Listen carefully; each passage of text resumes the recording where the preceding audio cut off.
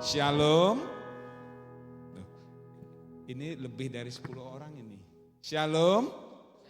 Oh, puji Tuhan, ini teman-teman youth semua dari Betani, Yestoya, Pontianak. Amin. Puji Tuhan, hari ini saya senang sekali bisa bertemu dengan teman-teman youth di tempat ini. Saya asli sebenarnya dari Singkawang. Terus ke Banjarmasin, ke Jakarta sekolah, ke Taiwan kerja, tapi Tuhan panggil saya tinggal pelayanan di Malang sampai ke tempat ini. Semua karena kemurahan Tuhan. Amin. Saya juga orang HK, bisa bahasa HK di sini? Ada yang bisa? HK? HK nyin? Ada yang bisa bahasa HK? Satu orang. Komarkus bisa? Oh enggak bisa. Iya, puji Tuhan. Iya, saya diberikan tema tentang hidup yang kudus. Hidup yang kudus untuk anak-anak muda tidak mudah. Tidak mudah saya katakan. Tapi bisa sebab ada Roh Kudus yang tinggal dalam dirimu. Amin. Hidup kudus itu gak mudah. Kau dicaci maki, ketika engkau ditawarin untuk rokok, nge-vape, minuman keras, pergaulan bebas, keinginan dagingmu mau menolak atau mengikuti, gak mudah. Tapi saya percaya teman-teman youth Betani, Yestoya, Pontianak pasti bisa. Sebab apa? Ada Roh Kudus dalam diri kita. Dia sebagai alarm. Dia menuntun, menjaga, mengingatkan kita untuk melakukan yang baik, untuk melakukan yang berkenan di hadapan Tuhan. Amin. Firman Tuhan yang dibagikan di Ibrani 12 ayat 14 dikatakan, setolong tampilkan. Nah, sudah ditampilkan, terima kasih multimedia. Dikatakan firman Tuhan di sini, berusahalah hidup damai dengan semua orang dan kejarlah kekudusan. Sebab tanpa kekudusan tidak seorang pun akan melihat Tuhan. Dikatakan firman Tuhan, berusahalah hidup damai dengan semua orang. Ini sebenarnya hasil dari engkau hidup kudus, saya katakan. Tapi itu firman Tuhan, berusaha untuk hidup damai. Hidup rukun dengan sesama, dengan teman, mencari musuh itu lebih gampang, saya katakan. Kau ke jalan raya, kau senggol orang, kau tabrak orang udah masalah jadinya. Ya kan? Tapi mencari teman itu belum tentu. Teman bisa ada yang menjatuhkan, teman bisa mau memfitnah, tapi teman yang sejati itu akan menolong engkau dalam setiap proses-proses kehidupanmu. Dia akan setia dengan engkau. Dikatakan apa? Berusahalah hidup damai dengan semua orang. Di tempat ini, semua anak-anak Tuhan, amin. Semua ada kekeluargaan, amin. Saya percaya di mana ada kerukunan, ada kedamaian, di situ ada berkat-berkat Tuhan yang tercurah di dalamnya. Maka ketika mama saya dulu sebelum dipanggil Tuhan, saya anak paling terakhir, saya anak kelima. Mama pesan kepada saya, Fat, kamu anak terakhir, sekarang kamu sudah jadi hamba Tuhan. Kata mama, kamu harus hidup akur dengan kokomu, dengan Cece, dengan koko saya. Ya mah, saya katakan. Kenapa? Dengan kerukunan, dengan hidup damai, ada berkat Tuhan yang tercurah. Kalau kita hidup tidak damai, suka menjadi fitnah orang, suka melakukan yang tidak baik, yang tidak disenangi. Ya, ada yang suka temannya? Ada orang demikian? Tentu pasti nggak suka ya. Yang suka jahilin orang, yang suka kata-kata kotor, yang suka memfitnah, ada yang suka demikian? Itu temannya iblis. Tapi saya berdoa di tempat ini, anak-anak youth semua dipakai Tuhan dengan luar biasa. Pendidikanmu, hidupmu, masa depanmu, ketika hidupmu selaras dengan Tuhan, Tuhan akan memberkati dan menolong engkau. Kita akan belajar tentang hidup dan kekudusan. Malam hari ini dikatakan, kejarlah kekudusan. Kudus sebenarnya milik Tuhan, sebab Dia Allah yang kudus, Allah yang hidupnya suci. Tetapi kita sebagai orang percaya di dalamnya, Tuhan mau untuk setiap kita kudus, terpisah dari kehidupan dosa. Dari manusia lama kita hidup baru di dalam Tuhan. Saya mau tanya di tempat ini, sudah pada dibaptis? Sudah semua hampir? Yang belum nanti minta Pak Yaya. Pelayanan dibaptis. Atau engkau menerima Yesus sebagai Tuhan dan Juru Selamat, dibaptis, saya katakan. Karena baptisan itu penting buat engkau juga. Bukan hanya karena baptisan ini ada satu yang sakral, saya katakan. Bukan hal yang main-main. Sering kali saya pelayanan pastoral di Malang juga saya melakukan baptisan begitu banyak. Nah, untuk anak-anak muda, untuk anak-anak yang umur 11 tahun, anak-anaknya awalnya tantrum, anak tersebut, tapi dia memberikan dirinya mau dibaptis, perubahan gratis. Saya katakan anak tersebut, dia nggak tantrum lagi. Sebenarnya kan anak tantrum kan apapun marah, dibanting, dilempar. Ya. Tetapi ketika dia sudah dibaptis, perubahan karakternya ada dalam dirinya. Bahkan anak itu menjadi berani. Dulunya malu, suka marah, lempar barang gitu. Tapi puji Tuhan, Tuhan mengasihi anak ini, hidupnya berubah. Masih kecil, sekitar 11 tahun. Puji Tuhan. Maka Tuhan mau untuk setiap kita, kejarlah kekudusan. Kejarlah para berusaha di dalamnya untuk setiap kita hidup standar dengan Tuhan. Dengan kehendak Tuhan. Yang pertama yang ingin saya bagikan tentang kita menjaga kekudusan kita, yang pertama kita harus menjaga hati kita. Sama, coba pegang dadanya. Saya ibaratkan hati di sini, menjaga hati. Sama-sama katakan, lihat kanan kiri atau kau pribadi, menjaga hati. Ya, menjaga hati. Karena dari firman Tuhan dikatakan apa? Amsal 4 ayat 23 dikatakan, jagalah hatimu dengan segala kewaspadaan, karena dari situlah terpancar kehidupan. Firman Tuhan untuk mengingatkan setiap kita, jagalah hatimu dari segala kewaspadaan. Jaga hati, karena dari situlah terpancar kehidupan. Ketika engkau tidak bisa menjaga hatimu, ketika itu masalah itu datang, seperti contohnya Kain dan Habel, satu persembahannya diterima Tuhan, satu persembahannya tidak diterima. Kain persembahannya tidak diterima, dia marah kepada adiknya. Akhirnya apa? Dia bunuh adiknya tersebut. Karena persembahannya tidak diterima. Iri hati, dendam, dengki. Mungkin juga engkau di tempat ini, kau pengurus-pengurus, kau pelayan-pelayan Tuhan. Ketika idemu tidak diterima, kau marah kepada pimpinanmu, kau jengkel. Atau engkau yang kuliah, ketika pendapatmu tidak diterima sama dosenmu, sama guru, sama rekan-rekanmu, kau marah sama mereka, kau pukul mereka. Apakah demikian? Jaga hatimu, sebab hatimu itu menentukan sikapmu. Saya katakan, jaga hatimu itu menentukan setiap sikapmu, untuk setiap kita.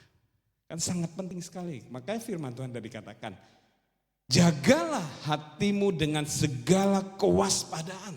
Suruh jaga, waspada lagi. Karena dari hati ini, dari hati saya katakan dari sini dulu, terpancarlah di situ kehidupan kita. Dan yang kedua, saya cepat.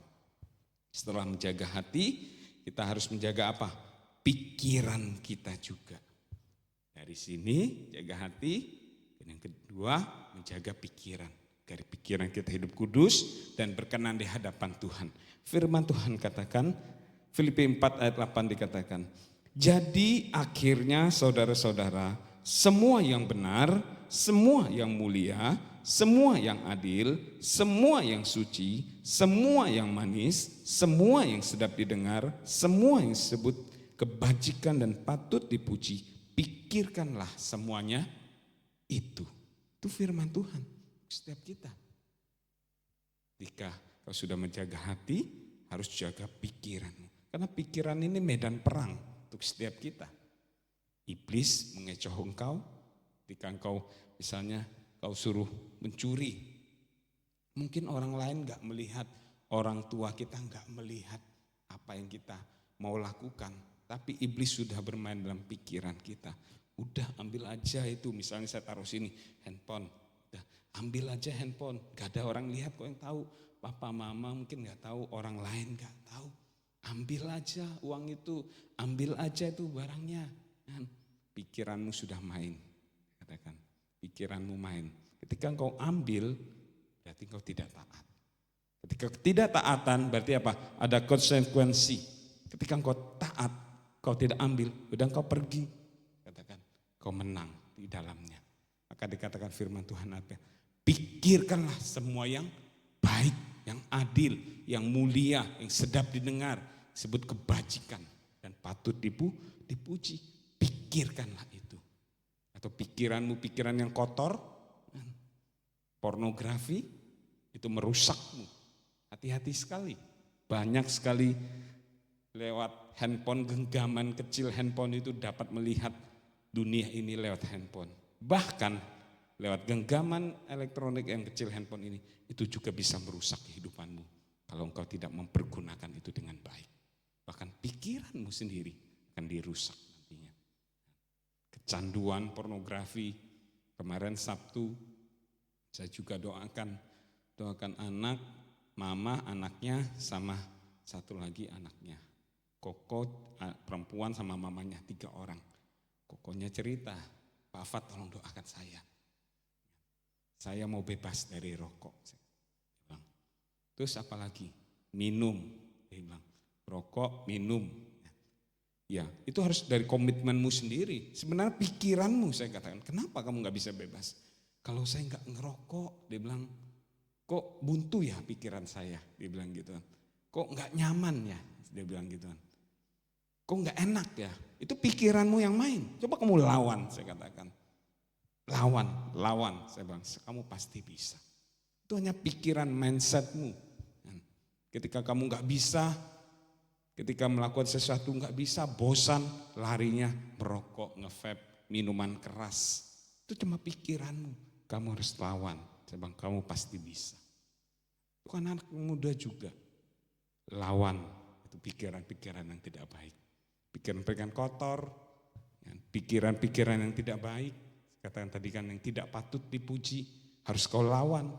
Ketika kau melawan itu, kau pasti bisa menang. Dengan apa? Nanti kita belajar kembali. Ada Daniel, contohnya di sini. Ketika Daniel diperhadapkan untuk ditawarkan makanan dan minuman dari raja. Apa yang Daniel langsung? Tidak. Daniel tidak menajiskan dirinya atas setiap makanan dan minuman yang dipersembahkan oleh raja. Untuk setiap kita juga. Ketika anak-anak muda di tempat ini, ketika ada tawaran-tawaran yang menggiurkan engkau itu, pikiranmu mulai jalan. Mungkin tawaran itu menggoda engkau untuk kau keluar daripada Tuhan, untuk hidupmu jauh daripada Tuhan. Buat apa ibadah? Ya kan? Buat apa nyanyi-nyanyi di gereja, menengan di diskotik lebih enak? Buat apa ibadah? Gak ada untungnya. Mungkin ada demikian yang nawarinmu. Buat apa ke gereja? Mendingan ke tempat lain, main game. Pikiranmu mulai jalan, saya katakan. Mungkin dunia bisa menawarkan kenyamanan untuk setiap kita. Hobi kita, hobi boleh saya katakan. Jangan sampai hobi itu menjerumuskan engkau juga, hati-hati sekali. Game boleh tapi jangan menjerumuskan engkau. Ada waktumu untuk ibadah kepada Tuhan. Jangan sampai kau tinggalkan ibadahmu karena hobi. Karena kau utamakan hobimu. Sebab Anda katakan, pikirkanlah pikiran yang baik untuk setiap kita. Jangan sampai dunia itu mengubah pikiranmu sehingga hidupmu jauh daripada Tuhan. Tapi kau mendekatlah kepada Dia. Maka Dia akan memampukan, maka akan memberikan hikmat untuk setiap engkau anak-anak muda di tempat ini juga. Ketika pikiranmu engkau tidak dijaga, jika pikiranmu kotor, pikiranmu negatif terus, diisi sampah terus. Ya jadinya sampah nanti pikiran kita. Tapi isilah dengan firman Tuhan.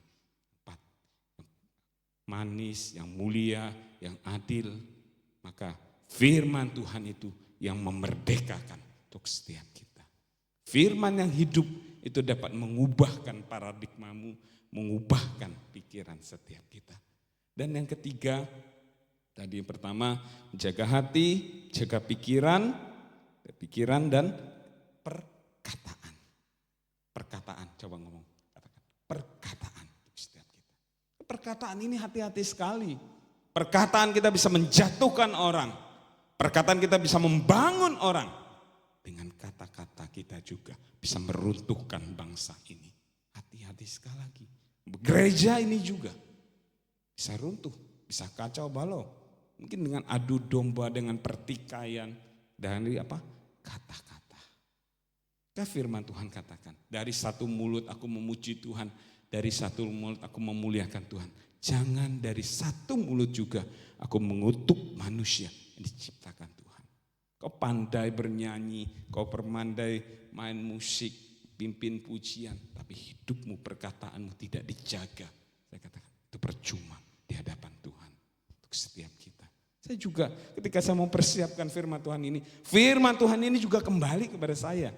Teman-teman, ya, bukan untuk setiap kita yang dengar, tapi kembali juga saya sebagai penyampaikan firman Tuhan, sebagai pendeta yang menyampaikan firman Tuhan ini, saya juga harus menjaga hidup saya.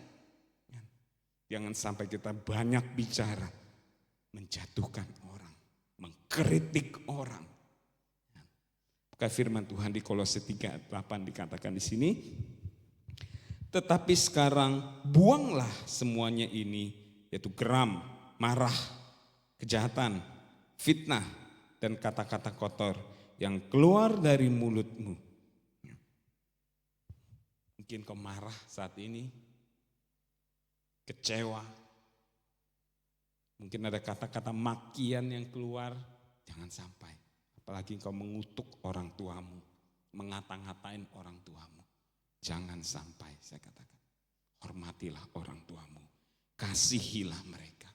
Dan mereka sudah mendidik engkau, menolongmu sampai besar hari ini, kasihilah mereka. Puji Tuhan kau masih punya orang tua.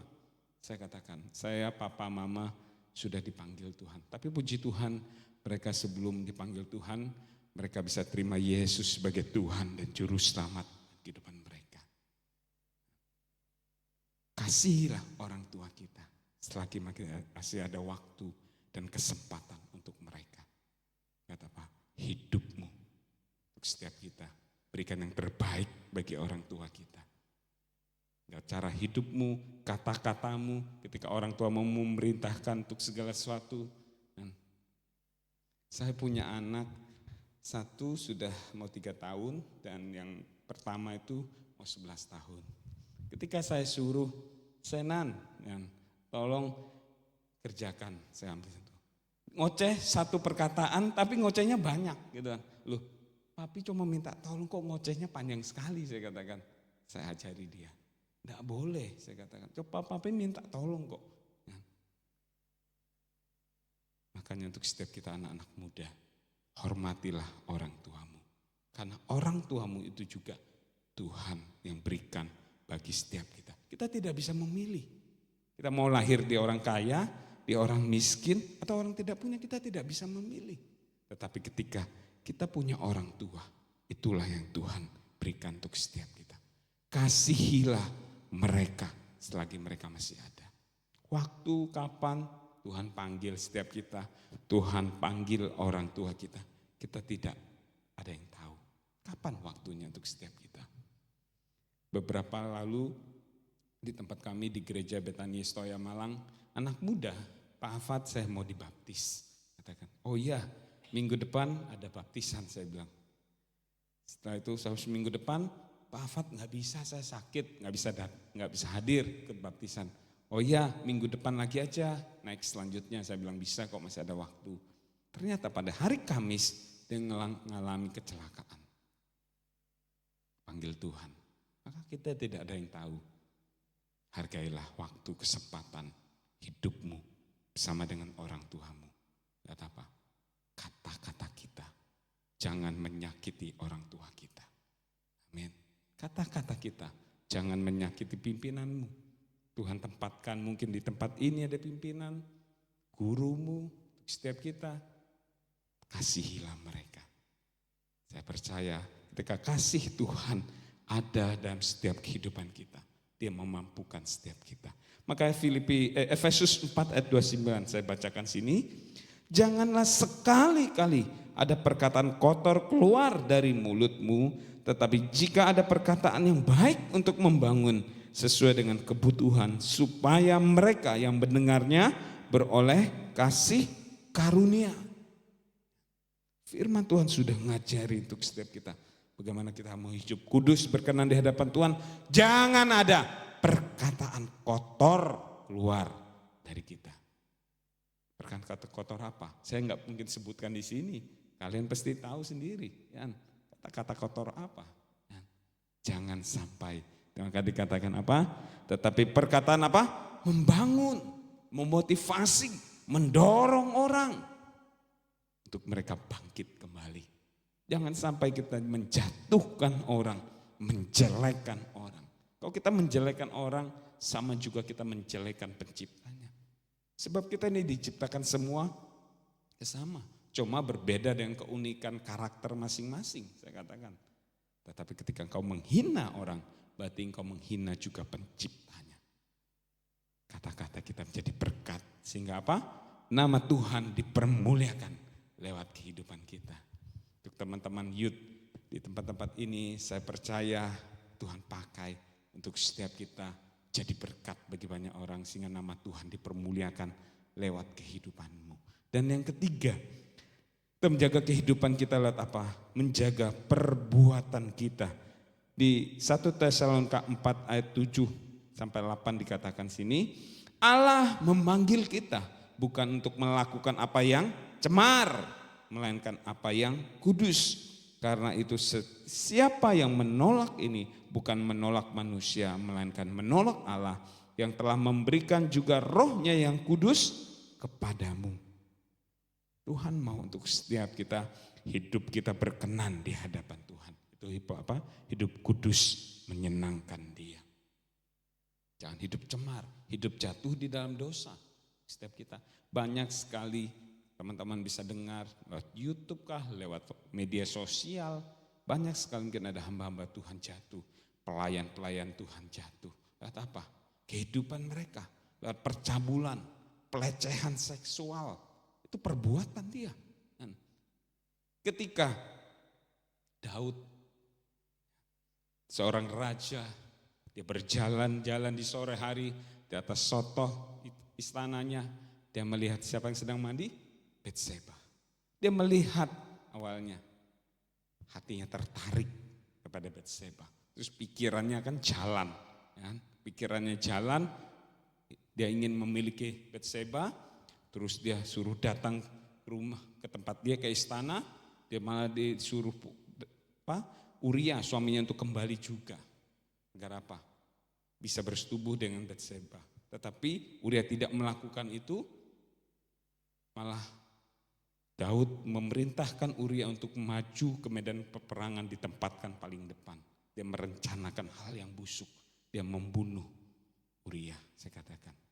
Malah dia mengambil Betseba menjadi istrinya.